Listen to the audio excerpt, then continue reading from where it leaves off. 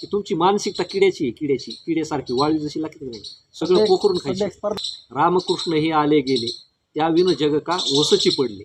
माणसांनी पैसा निर्माण केलेला आहे, देवाने किंवा ह्या विश्वाने पैशाची निर्मितीच केलेली नाही. त्यामुळं माणसांनी निर्माण केलेल्या गोष्टी निसर्गाच्या दृष्टीने कवडी मोलेत ना, कशाचा आनंद आहे.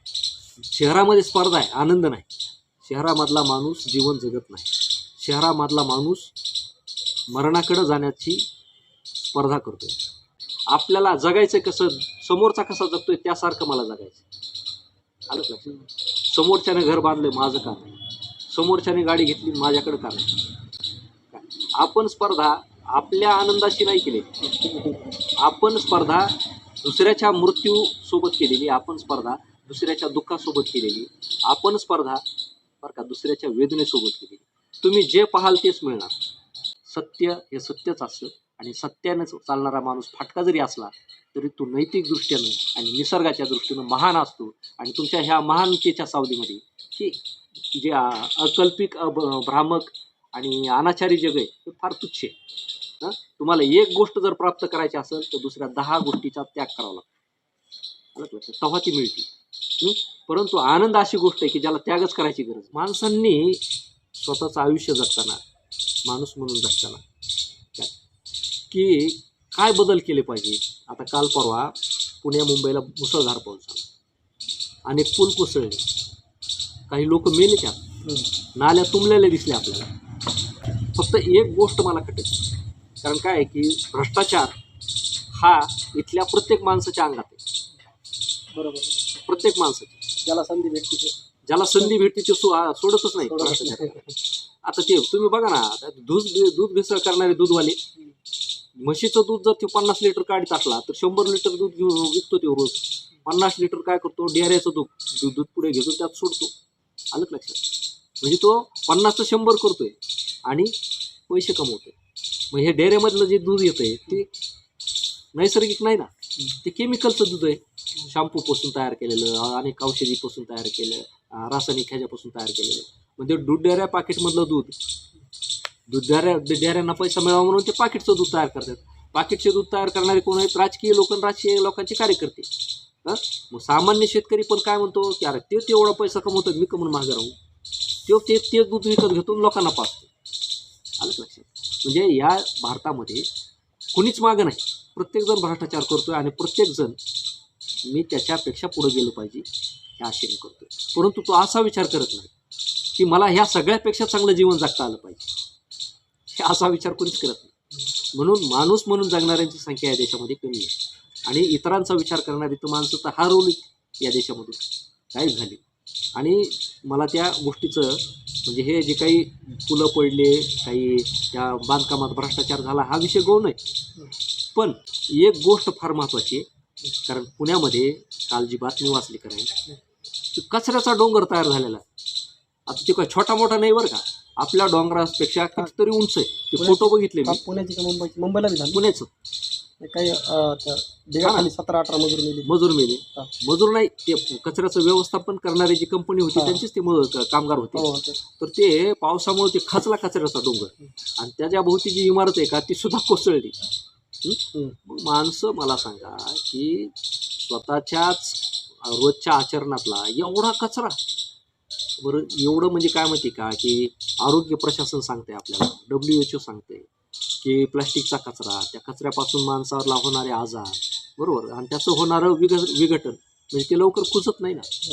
म्हणजे एवढं सगळं सांगून सुद्धा माणसं त्याच्यावरती 1% अंमल करायला तयार नाही. मरायला तयार आहे पण परिस्थिती बदलायला तयार नाही. म्हणजे अशी परिस्थिती.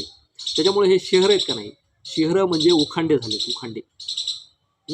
त्याच्यापेक्षा असं कधी कधी वाटतं की शहर सोडावं आणि लांब कुठल्या तरी एका खेड्यामध्ये जावं, तिथं निवांत राहावं. तिथं कुठल्या सुविधा नसल्या तरी चालतील, लाईट नसली तरी चालेल, परंतु शांती आणि समाधानाचं आरोग्यपूर्ण जीवन तिथं जगता येईल. शहरामध्ये समजा 1 कोटीचा बंगला आहे पण समोर रस्ता नाही, उपयोग नाही, रस्ते उपयोग नाही ना. मी काय म्हणतो, जीवनात आनंद भेटतो. बरं कशाचा आनंद आहे. शहरामध्ये स्पर्धा आहे, आनंद नाही. शहरामधला माणूस जीवन जगत नाही. शहरामधला माणूस मरणाकडे जाण्याची स्पर्धा करतोय.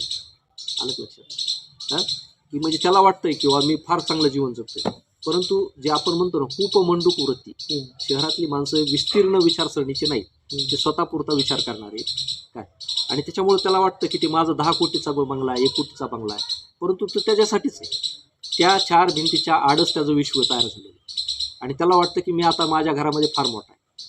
आलं लक्षात? तो जगाकडे बघायला तयारच नाही ना. ज्याची दृष्टी दुसऱ्याकडे नाही काय, त्याच्या दृष्टीनं जग काहीच नाही आणि जगाच्या दृष्टीनं तो काही नाही ना. परस्पर दृष्टिकोनातला हा फरक आहे. त्याच्यामुळं तुमच्याकडे किती कोटी ह्याला काय अर्थ आहे? तुमच्या दृष्टीने आहेत पण जगाच्या दृष्टीने काहीच नाही ना. ते एक भारत आंबेची एक कविता सुद्धा होती, रामकृष्ण हे आले गेले त्या विन जग का ओसची पडले. आलं लक्षात? म्हणजे या जगामध्ये कितीतरी मोठे पैशावाले राज्यकर्ते सम्राट येऊन गेलेले आहेत. इथं या जगामध्ये कोणा वाचून कोणाचं नडलेलं नाही. बरोबर. आणि कोण कोणा वाचून जगायचं पण सोडत नाही.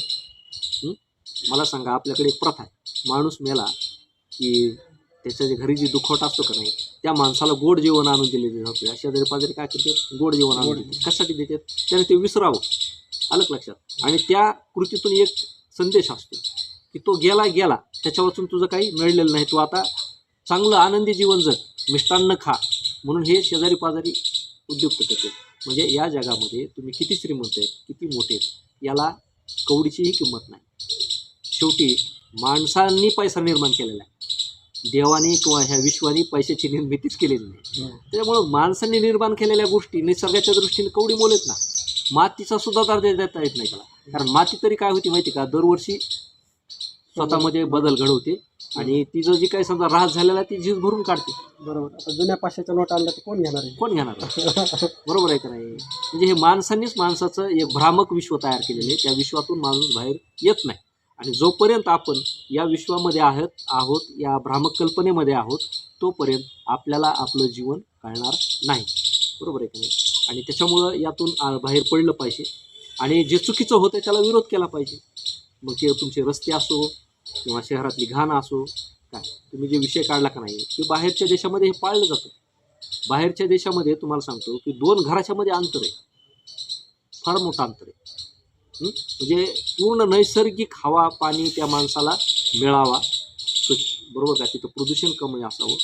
तुम्हाला सांगतो, फार झालं तर 100-150 लोकवस्तीचं जे घरांचं जे असतं ना शहर, तर त्याला 60-60 फूट 70-80 फुटाचे मोठाले रस्ते आणि रस्त्याच्या कडीनं झाडं आहेत, लॉन आहे, हिरवगार गालिशाचं. किती म्हणजे का आपण जे म्हणतो ना स्वर्गातलं सौंदर्य जे म्हणतो ते विदेशामध्ये. मग तुमच्याकडे का नाही? तुमच्याकडे तो ऑलरेडी निसर्गानं डोंगर दिले, झाडं दिले, पण ते तुम्हाला सांभाळता पण येत नाहीत ना.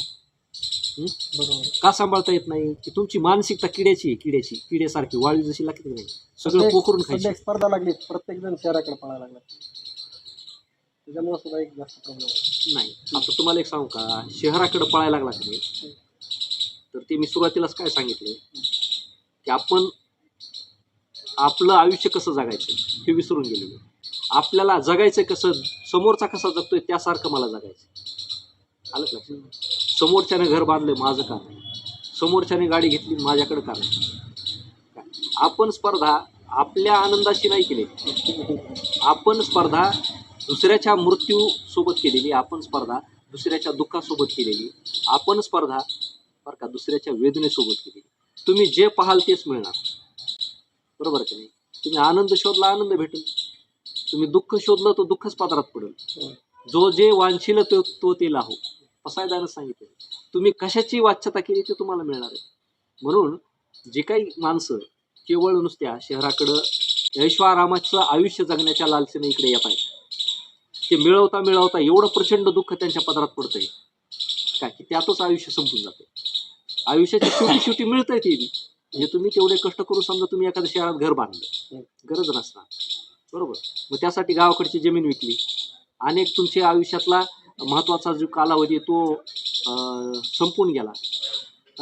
ज्या कालावधीत तुम्ही आनंद घ्यायला पाहिजे, ज्या कालावधीमध्ये तुम्ही हे जग पाहायला पाहिजे, ते सोडून तुम्ही काय केलं, फक्त एकाच गोष्टीच्या लालसेनं पळायला लागले. तुम्हाला ती मिळाली, पण त्या बदल्यामध्ये तुम्हाला त्यागावं लागलं. फार मोठ्या गोष्टीचा तुम्हाला त्याग करावा लागला. कारण या जगामध्ये निसर्ग काय करतो माहिती आहे का, तुम्हाला एक गोष्ट द्यायची असली ना तर दुसऱ्या 10 गोष्टी तुमच्याकडून खिलावून घेतो. आलं का लक्षात? तुम्हाला एक गोष्ट जर प्राप्त करायची असेल तर दुसऱ्या 10 गोष्टीचा त्याग करावा लागतो. आलं का लक्षात? तेव्हा ती मिळते. परंतु आनंद अशी गोष्ट आहे की ज्याला त्यागच करायची गरज नाही. मग शेवटी बिना त्यागाचा जर ती आनंद जर भेटत असेल तर तो आधी घेतला पाहिजे ना. कारण आयुष्य हे पुन्हा पुन्हा नाही, पुनर्जन्म कुणी बघितलेला नाही. परंतु जे आज आयुष्य मिळाले ते व्यवस्थित जगून घ्या. काय बरोबर. तुमच्याकडे एखादं साधन नसलं तर नसू द्या ना, काय गरज नाही. आलं का लक्षात? कारण तुम्हाला एक सांगतो की तुम्ही ज्याच्याशी स्पर्धा करताय ती माणसं सत्यवादी नाही, ती माणसं नैतिकवादी नाही, आणि त्या माणसाच्या जीवनामध्ये सगळं खोटं जीवन आहे. कारण या जगामध्ये यशस्वी तोच होतो काय ज्याची पार्श्वभूमी ही असत्याची आहे, ज्याची पार्श्वभूमी ही अनैतिकतेची आहे, ज्याच्या आचरणामध्ये गुन्हेगारी आहे, तो सर्वोच्च मोठा झालेला दिसतो. पण जो गुन्हा करतो त्याच्याकडे ही साधनं मिळतात.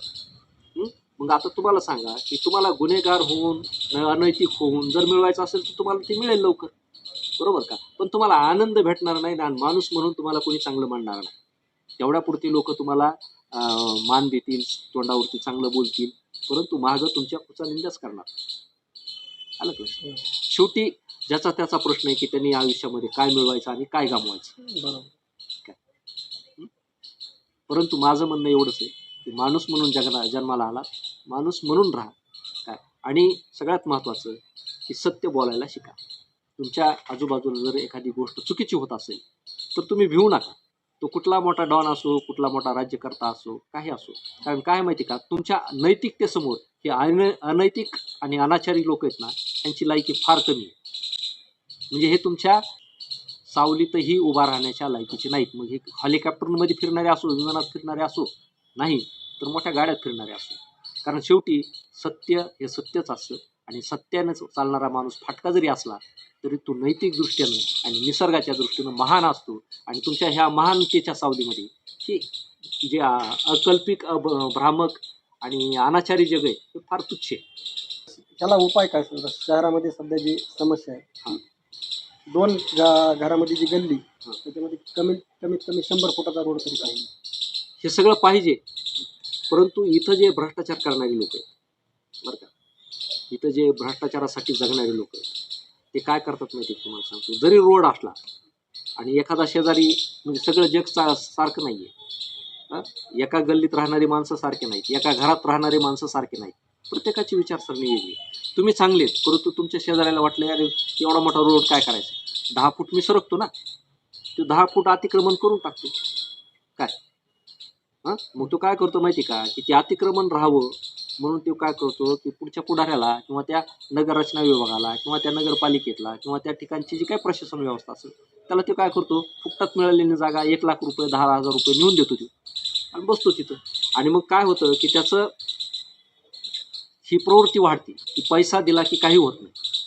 आलं का लक्षात? म्हणून आपल्याकडं तुम्हाला सांगतो की आपल्या देशामध्ये ज्या अशा दृष्टीनं अतिक्रमण करणारे, चोऱ्या करणारे, दरोडे करणारे, ह्यांचा आवाज मोठा आहे, बरोबर, ह्यांची दहशत मोठी आहे. त्या पण आता प्लॉटिंग करतानाच रोड कमी आहे पडते ना. कुठले प्लॉटिंग करतानाच रोडमध्ये 30 फुटाचेच पडते फक्त. नाही, मग शासनाने हे केलं पाहिजे ना, नियम बनवले पाहिजे. तुम्ही जे सत्ताधारी निवडून दिलेत का नाही, त्यांनी शहराच्या गावाच्या नगररचनेचा आराखडा तयार केला पाहिजे. आता तयार करणारेच काय करतात माहिती, कशाला एवढं वेस्टेज जाऊ द्यायचे, बारीक बारीक टाकतात ना. पूर्वी तर 10 फुटाचे 15 फुटाचेच होते, आता तरी 30 फुटाचे केले. बरोबर. मग आता मला सांगा की प्लॉटिंग करणारे किंवा घरं बांधून विकणारे हे काय गरीब माणसं नाहीत, हे शेवटी पैशावाल्याचे धंदे आहेत ना. आणि ते तुमच्यासाठी कशाला 50 फुटाचा रोड सुटतील, त्यांचं नुकसान आहे ते. म्हणजे पैशावाले त्यांचं नुकसान होऊ देत नाही. तुम्हाला कसं जगायचं आणि तुम्हाला कसं बांधायचं तुमचा प्रश्न. म्हणजे हे असंच चालत राहणार, हे असंच चालत राहणार. जोपर्यंत सामान्य माणूस जागा होत नाही, जोपर्यंत लोक चांगल्या मार्गावर चालायला तयार होत नाही काय, तोपर्यंत हे बदलू शकणार नाही. नुसत्या दिंड्या काढा तुम्ही, जा विठ्ठलाच्या वाऱ्या करीत राहा, या त्या वाऱ्या अशाच चालत राहणार. परंतु जोपर्यंत त्या दिंडीमध्ये खरी आत्मीयता आणि भावनिकता नाही तोपर्यंत विठ्ठल कसा तुम्हाला दिसणार. त्यामुळं तुम्ही जोपर्यंत चांगल्या नजरेनं आणि चांगल्या आचरणानं वागायला शिकत नाही तोपर्यंत तुमच्या आयुष्यामध्ये चांगलं कधी घडू शकत नाही. हे महत्त्वाचं. चला, धन्यवाद सर. Okay, thank you.